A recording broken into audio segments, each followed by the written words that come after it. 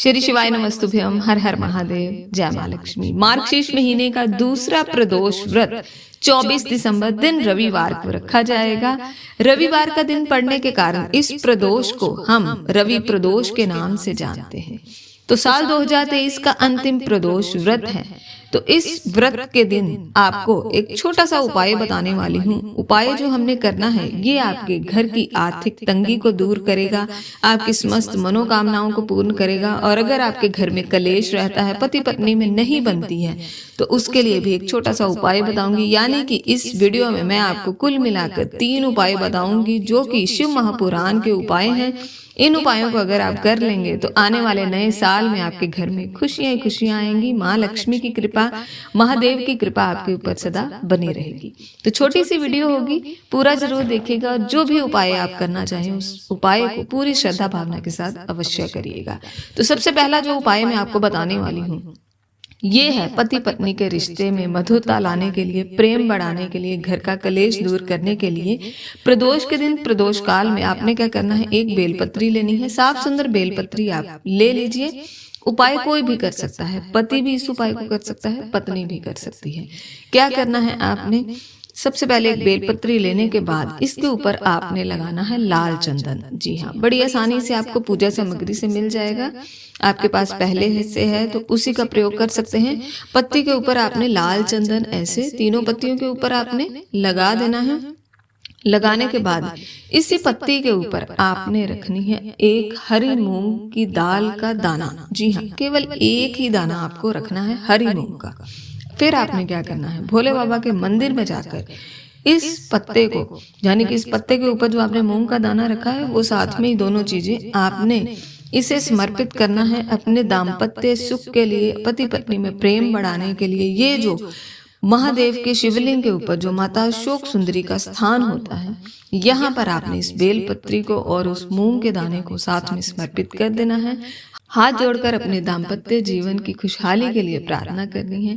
मात्र इतना सा उपाय अगर आप प्रदोष के प्रदोष अगर रोज नहीं कर सकते हैं, प्रदोष के प्रदोष ही करना शुरू कर देंगे तो कभी भी घर में कलेश नहीं होगा, लड़ाई नहीं होगी, पति पत्नी में सदैव प्रेम बना रहेगा। तो अचूक उपाय है, प्रदोष के दिन, प्रदोष काल में अवश्य इस उपाय को करें, जिससे आपके घर में हमेशा खुशियां ही खुशियां बनी रहेगी।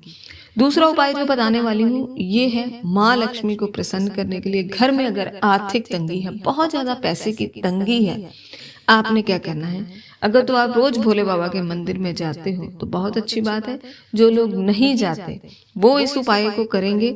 आपने क्या करना है, एक लोटा जल अपने घर से ही आपने भर कर लेकर जाना है। जब भी भोले बाबा के मंदिर में जाएं जल समर्पित करने के लिए तो अपने घर से ही पात्र लें, घर से ही जल लें। ये नहीं है मंदिर में खाली हाथ जा रहे हैं, वहीं से पात्र लिया, वहीं से जल लिया और वहीं पर समर्पित कर दिया, ऐसा नहीं करना है। घर से एक पात्र ले, पीतल का, तांबे का, उसके अंदर अपने घर से ही जल भरे।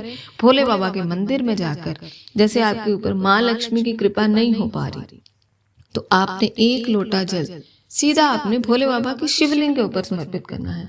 यहाँ पर आपने जैसे गणेश भगवान के स्थान पे या फिर कार्तिक भगवान के स्थान पे ऐसा नहीं करना। आपने डायरेक्ट पूरा एक लोटा जल भोले बाबा के शिवलिंग के ऊपर समर्पित करना है। जल जो है बहकर जब जलाधारी से आएगा तो यहाँ से आपने ये जल को दोबारा से पात्र के अंदर आपने इकट्ठा कर लेना है। थोड़ा सा जल, ज्यादा नहीं है कि पूरा जल इकट्ठा करना है, यानी कि जलाधारी से आपको थोड़ा सा जल अपने घर में अवश्य लेकर आना है। वहां पर बैठकर आपने श्री शिवाय नमस्तुभ्यम या माँ लक्ष्मी का कोई मंत्र आता हो, ओम नमः शिवाय ओम, इसका स्मरण करिए। अपने घर में इस जल को लाकर आपने आपके घर का जो मेन गेट है, जो मुख्य द्वार है, जहां से आप लांग कर अंदर जाएंगे, जो दहलीज है जिसे हम चौखट कहते हैं, ये जल का छींटा आपने सबसे पहले तो अपनी चौखट पर देना है, दहलीज पर देना है। वहां से आपने अंदर लांग कर आप बाकी ये सारा जल जो अपने घर के अंदर आपने छींटना है। साथ साथ में भोले बाबा का स्मरण करिए, माँ लक्ष्मी का स्मरण करिए। आप इस उपाय को लगातार अगर 15 दिन भी करना शुरू करेंगे, आप खुद चमत्कार देखेंगे कि आपके रुके हुए कार्य भी बनेंगे, माँ लक्ष्मी की कृपा भी होगी, रुका हुआ धन भी आपका वापस आने लगेगा। अगर रोज रोज नहीं कर सकते हैं, सोमवार के सोमवार या प्रदोष के प्रदोष तो अवश्य करिए। वैसे जो लोग रोज मंदिर जाते हैं वो खाली हाथ कभी वापस ना आए, हमेशा जलाधारी से जल लेकर आए और अपने घर में उस जल का छींटा दे। कभी भी आपके घर में कोई भी बड़ा संकट प्रवेश नहीं करेगा। ये तो था दूसरा उपाय। जो तीसरा उपाय बताने वाली हूँ, ये आपकी मनोकामना पूर्ति के लिए भी है। अगर आपके ऊपर कर्ज जैसी समस्या है वो भी दूर करेगा, अगर आपके घर में धन की समस्या है वो भी दूर करेगा। पात्र के अंदर आपने जल ले लिया, जल के अंदर आपने एक चुटकी लाल चंदन, जी हाँ लाल चंदन डालना है। फिर आपने उसके अंदर एक काली मिर्ची का दाना डालना है और एक आपने आखा चावल का दाना डालना है। काली मिर्ची जो है हमारे जीवन के सारे संकटों को, सभी रोगों को, सभी परेशानियों को दूर करती है। तो प्रदोष के दिन इस उपाय को तो अवश्य किया करें। एक चुटकी लाल चंदन, एक आखा काली मिर्ची का दाना और एक आखा चावल का दाना, ये जल के अंदर डालकर आपने इसे प्रदोष के दिन प्रदोष काल में भोले बाबा के शिवलिंग के ऊपर समर्पित करना है। ऐसा करने से कर्ज जैसी समस्या भी आपकी दूर होगी। घर में अगर कोई रोग, कष्ट, परेशानियां हैं वो भी दूर होंगी। रुके हुए कार्य भी बनेंगे और जो धन की समस्या है वो भी, उससे भी आपको निजात मिलेगी। माँ लक्ष्मी की कृपा आपके ऊपर होने लगेगी। तो बहुत ही मैंने अचूक उपाय, 3 उपाय बताए हैं। तीनों में से कोई भी उपाय आप पूरी श्रद्धा भावना रखते हुए रवि प्रदोष के दिन करें। रविवार के दिन जब प्रदोष पड़ती है तो उसका विशेष महत्व होता है। तो इसीलिए साल 2023 की अंतिम प्रदोष पड़ रही है। अवश्य नए साल में अपने घर में खुशियां लाने के लिए, बरकत लाने के लिए इन छोटे छोटे उपायों को करते रहें और भोले बाबा के साथ जुड़े रहें।